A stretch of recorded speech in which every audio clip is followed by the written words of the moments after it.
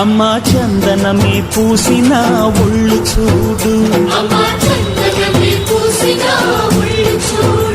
అమ్మా పున్నమి పుట్టిల్లు ఆ కళ్ళు చూడు, అమ్మా ముక్కోటి మెరుపులా మోము చూడు, అమ్మమ్మ ముగ్గురమ్మల మూల పుటమ్మ